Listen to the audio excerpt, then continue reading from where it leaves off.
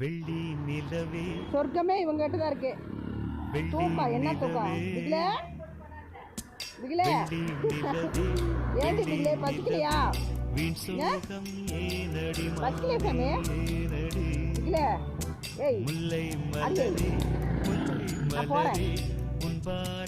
பசியோட பாடு நாளைக்கு வரேன். நாளைக்கு வரட்டா? அடியே பிகிலே